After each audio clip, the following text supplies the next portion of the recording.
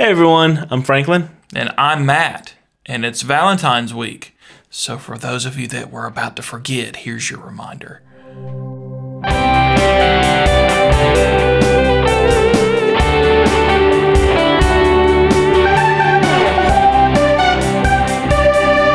All right, it's Valentine's week. You guys ready? Are you ready, Matt? I'm never ready. Look, man, I'm a musician, and I've played a lot of jazz, which you just make up as you go. So generally, on Valentine's Day, sorry, babe, it just kind of happens, and somehow it comes together. But what we want to, first off, since it's kind of Valentine's week, we just got to kind of goof off here and just have a little fun. Because it's the week of love and... Feeling lovey-dovey? Sure. Yeah. So we're going to talk about songs that talk about and encapsulate God's love. We're going to look at some of everybody's favorite Christian music couples. Oh, isn't that nice? And a couple of surprise questions that Franklin doesn't know I have planned. So here we go. What's a good Christian song that talks about God's love for us? Nah. How He Loves. Right out of the gate. Right out of the gate. But the thing is it sloppy? Or is it... Since it's Valentine's week, if we end up doing this song this week, I will sloppy wet kiss the congregation instead of unforeseen. Yes. You know what? Let's go ahead and talk about that since we're here. That's a good... Yeah, that's a hot topic. That's a really hot topic.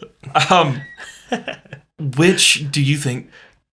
I mean, Crowder wrote originally... Not Crowder. Who wrote it? No. John Mark McMillan. Yeah. Yeah. Good call. He wrote it originally as Sloppy Wet Kiss, right? Mm-hmm. And then it was later changed to Unforeseen. Because people... For Baptist audiences. Not Baptist per se. Come on. But... I kid. But let's look at that. So Unforeseen, to me, is strange because it implies that you didn't know this was coming. Mm-hmm. And nobody... I don't know. If I was gonna kiss, I would want to know what was gonna happen. Yeah, I'm not a sneak up on me kind of guy. That's not my thing. But if it's a sloppy, but you knew about it. You knew about the sloppy that was coming. I love Valentine's. But which one paints a better? This is gonna get me in trouble. Which one paints a better picture of God's love for us? That is a good question. Because he was intentional about the visual there, I don't know. That one's a hard topic. That one really is a hard one because, see, I'm a guy that's like, if the author wrote it, we're gonna sing it exactly how the author wrote it.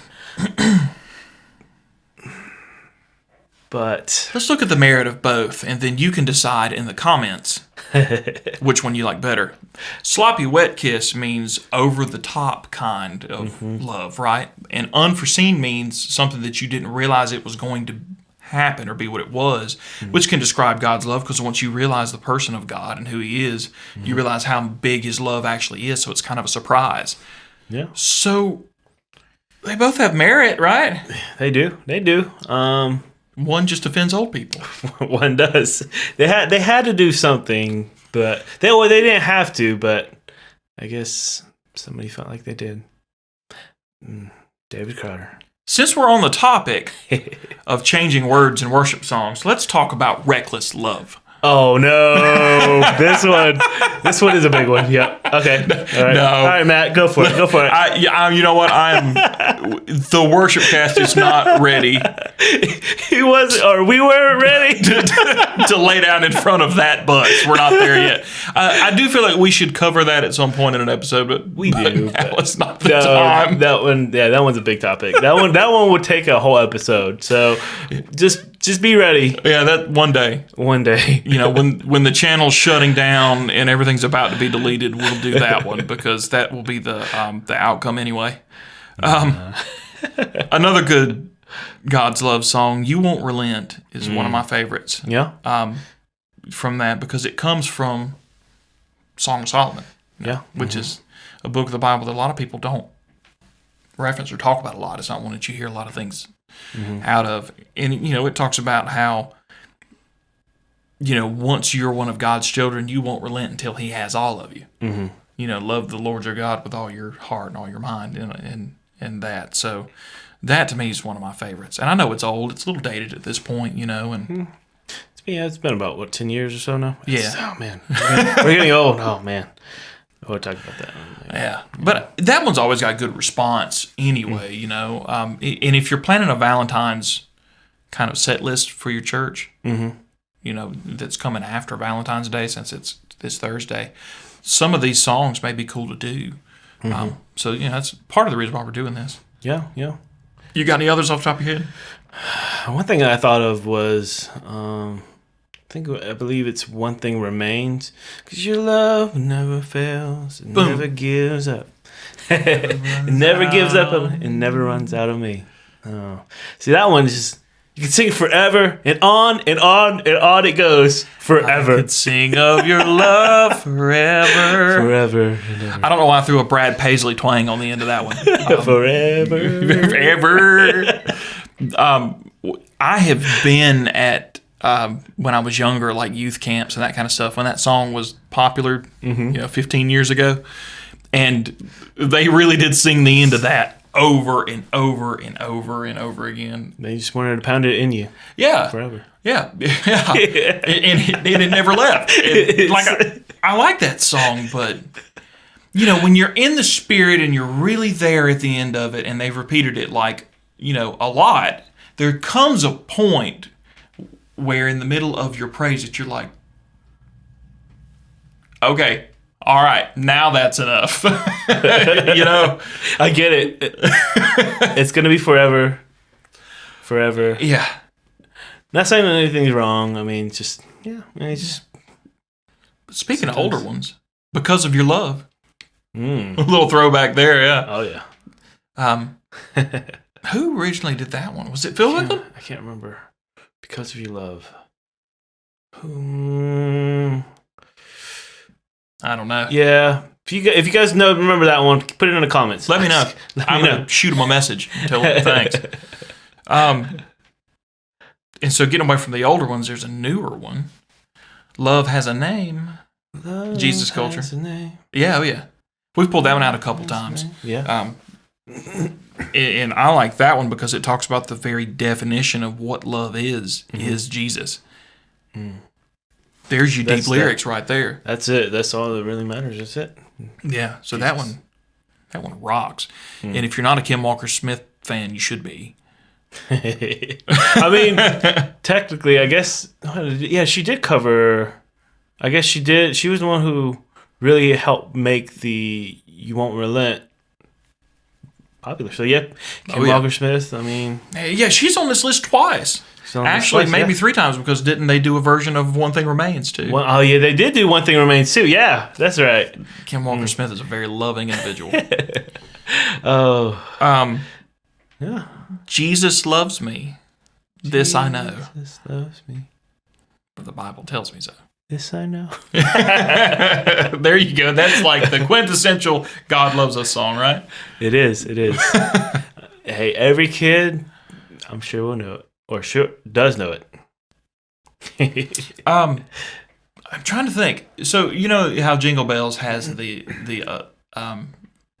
not adult version, but the Jingle Bells, Batman's bells. Oh yeah. Robin laid an egg. Does Jesus Love Me have another version where like they change the words? Not that I know of, unless I feel like I've heard it just from kids being kids around youth, but I can't think of what it is. And if it was at all sacrilegious, I wouldn't repeat it. But I feel like there's another Jesus Loves Me something that they changed it. If you know it, comment. If it's sacrilegious, keep it yourself. Don't comment, please. Don't comment. We don't really go down that road. I feel like, though, that I've heard another with that same melody, and I can't think of what it is off the top of my head. No idea. One of my favorite hymns, How Deep the Father's Love for Us. Oh, yes. That one hits home. Big time. Yeah, that one's it. Yeah. That's a good note to end on. Like, how deep is the Father's love for us? Oh, yeah. So if you're planning a Valentine's set list kind of thing, again, like an after Valentine's kind of thing, if your congregation is people that celebrate Valentine's for way longer than they should, like some kind of weird birthday, people do that. Stretch birthdays for 2 weeks. There's some ideas just to throw out and, to kind of go with that theme. But now let's look at some Christian music couples. There's a lot. There really are. There's a lot, yeah.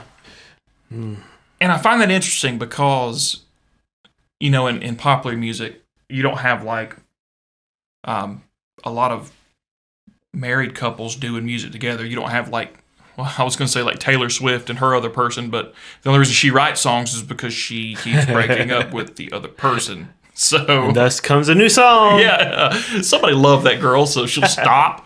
But really, there's not. In popular music, I can't think off the top of my head of any married couples that do music together that in any other genre. And I'm sure there are. Don't get me wrong, there are, but they don't come to mind immediately. Some couples that. Some big couples. There's actually two couples. I think, was it three? Two couples at Bethel, even. Yep, Jonathan and Melissa Helzer. He's one of the big ones over there right now. Yeah, he's one of the big ones right now. And then Brian and Jen Johnson. Yeah. So that that kind of gives makes me hopeful. I really like that idea that Christian music still does that because when you've got musicians, the picture's always painted of them leaving the family at home and going on the road and for months and they come home and all that kind of stuff. But in Christian music, if you're doing it with your wife, taking them on the road, right? It's perfect. It's great. Which I think is cool, especially because Christianity is so strong in the family unit and all that kind of stuff. It's really neat. Brian and Katie Torwalt. Another big one. Yeah. Yeah. And they go around a lot too. Jesus Culture and Bethel, around that whole area too. They're all over the place over there in California. Yeah. They got some stuff I really like. We did that Enter the Gates at our church a few times. Yeah. And they've got a whole Christmas album that we did one or two songs off of. We did. They did. We did. Yeah. I don't remember. Whoops. Don't give me that look. Franklin can't remember what he had for lunch today. Nope. But I think maybe this is everybody's favorite music couple. It's Carrie Job and Cody Carnes. Oh yeah. Yeah, that's a big one. And that's kind of a cool thing too, because when you look at Brian and Katie Torwalt, all their stuff is together. When you look at Carrie and Cody, they each still have their own kind of solo thing going on, but they also play and sing on each other's stuff. Yeah. He's like in her band, and he plays all kind of stuff. He does like acoustic, and then he does like the synth bass, and then turn around and he's like banging a tambourine against a saxophone. That dude plays everything. Oh yeah. So it's very different kind of perspectives, and from like the home church, and then couple, then the moving music couple, and then we each have our own thing, but we're a family couple. So That's neat. It's neat. As a worship leader out there, if you have a wife that sings or plays and stuff, and you guys get to worship together, and it's like a package deal, that to me is the coolest thing. Because I'm not biased about that at all. Hey, I'm still looking, okay? In the slightest. So I'm gonna go ahead and throw Franklin under the bus here. Not under the bus, but I'm gonna tell this story since it's Valentine's and I'm bashful. I have a Valentine, which we actually started talking because of Christian music, which is awesome. We were playing. It was Jerusalem Project, right? It was a thing that some local churches in our area do, where the youth from multiple churches get together and they go work on people's houses, and they do really good things in the community. And then at night there's a worship service every night, and so we were part of the band that was playing at the time. And we needed a female singer because we had done some Carrie Job songs and stuff with some other people, and we wanted to continue doing some of those because they're fun. The Majestic album rocks. Shameless plug there. And, I didn't know anybody, and I don't know if you knew anybody that was available. I didn't know anybody. And so I get a Facebook message from, not a message, a Facebook friend request from a girl that I don't know who's sings in a band, and, on her Facebook, she looks like she's a good Christian person because I didn't stalk her at all. You get a friend request from somebody who's cute, immediately you're like, why did you send me a request, And so, I don't know, I just kind of had this little twinge, and I was like, I don't know this person, but she sings and she's Christian. I'm going to shoot her a message. Yeah. And I have one of these, how that happens. But one of the first things that she and I did together, our first meeting, was to actually talk about maybe singing at this Jerusalem Project. So a couple weeks later, we get into it. She sings with us, and everything's going great. And my wife, Hannah, is her name. And we, as kind of a new little, there's, I don't know if we were a couple, but things were happening, and we were both very happy to be around each other. We took a photo together, standing on the stage after we got done singing that night. And, I had my arm around her, and she's smiling, and we're happy. We take the photo, we post it online. What did we find out later, Franklin? That face. So Live Studio Lucas is going to put the photo up right here so you can see. And as it zooms in the background, there he is. It's a beautiful photo. It's just first photo. One of the first photos you guys took, and it was beautiful. I mean, Franklin, before we filmed this, said that this was his best work. It was my best work. What a wonderful photo, Bob. And it will forever be there. Oh, yes. No matter what happens. There it is. So, good job on that. It's one of my favorite pictures ever. Hey, I don't know what overcame me, okay? But I just had to do it. And it's forever going to be a picture that you look at and be like, oh, Hannah. Oh, Franklin, yes. It just, we had a lot of fun with that. So now I promised I was going to ask Franklin questions that he didn't know I had planned. Oh, no. What piece of equipment or gear, since the WorshipCast right now, do you love? Love. What are you loving at the moment? In a very materialistic, like, I don't need this, but right now I love it kind of way, because we don't have any idols. Mm-hmm. You gotta be careful with that, though. Yeah. Actually, that's a big thing, and that's something we will cover in another episode. Is not loving your gear more than what you're doing. Mm-hmm. Please don't do that. No. Careful. But all in good fun. What do you love right now? I actually just bought Sunday Keys. So that one's like I'm really enjoying it. I'm really loving it. And I'm loving it. Yeah. Okay, Live Studio Lucas. Auto-tune a note in here. Yes, I'm sorry that we're not sponsored by. Yeah, not a sponsor. Continue. Yes, but I've been enjoying playing with the Sunday Keys. It's got a lot. It's got a lot. There's so much stuff to play with. I've been tinkering with it, and there are ups and downs, to every single program. So maybe we will have a video of Sunday Keys versus Worship Essentials. So definitely stay tuned for that, guys. Keyboard video. I like it.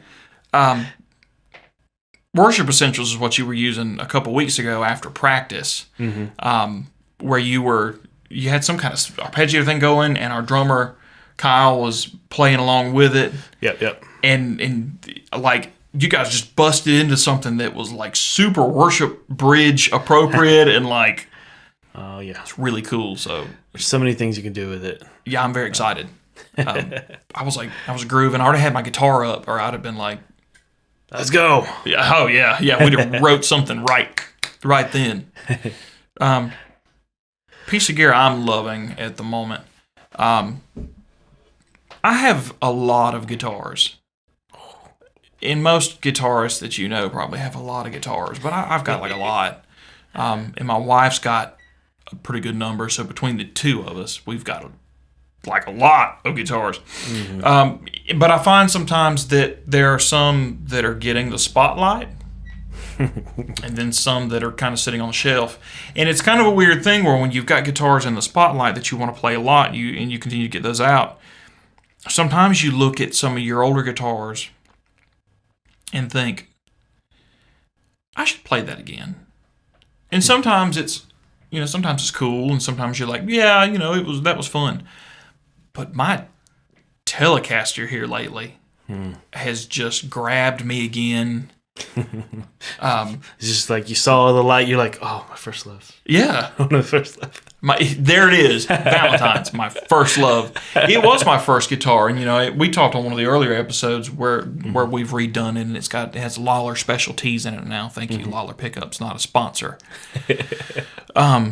But yeah, it's really grabbed me again, and I love having an older piece of or an older guitar that I haven't played in months just come out, and all of a sudden it's like brand new again. It's super fun.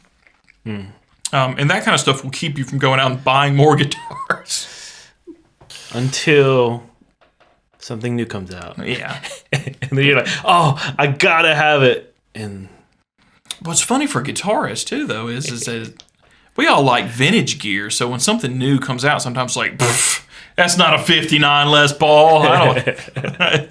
It's stupid. Next question. Last question of the day. What worship song do you love? Ooh. And let's not do anything new that we've done recently. Like, let's say nothing in the past couple of years, but something older that has resonated with you at some point. That you always go back to that song. Oh, man. I'm actually, as soon as you said that, first song that came to my head was The Old Rugged Cross. Oh, yeah. Oh, man. There's the Bart Miller, I think the Bart Miller version, where he had like a slide or something on the guitar. Oh, it was. If you have not listened to that, go listen to it. It's like you get the stank face. It's like, you really do. Just go and listen to it and just like let it soak in. It's so good. It's such a good, simple chord structure and all that, but there are some weird chromaticism things that kind of happen if you listen that are really fun to play with as a musician. I'm a huge fan of Old Rugged Cross. Is it, how do you say his name? Is it Mateus Asato? Oh, yeah. There's a video of him playing Old Rugged Cross on this beautiful black Gretsch. And the way he does the little slides and like this weird blues run in the middle of it, man, I could listen to that over and over and over again. Yeah. Beautiful rendition of it. I'm gonna go off in left field here. Uh-oh. And you know we've not made fun of Chris Tomlin. I've said multiple times that I love Chris Tomlin, but I want to fight him. I'm going to bring that up again. I want to fight Chris Tomlin in a fun, gentlemanly way, right? And then afterwards we go have cheeseburgers and we had a blast. I want to do that. Just he looks like fun. But I'm a huge fan of Chris Tomlin and his music and the things he's done. I love him. I like I Will Rise.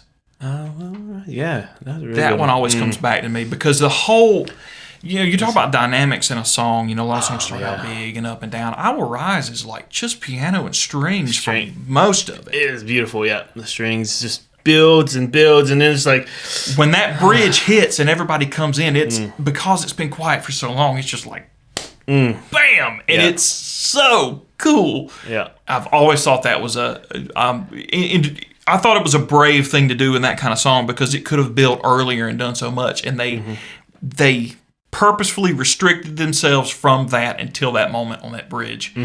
And God, I've always liked that song. That was really good. Yeah, that's a good one. Favorites. So in the comments, tell us what gear are you loving? What worship song are you loving? The things we talked about earlier to comment on in the video. Do you like unforeseen kisses or do you like sloppy wet kisses? I'm a sloppy wet guy. Yeah, be specific. Specific.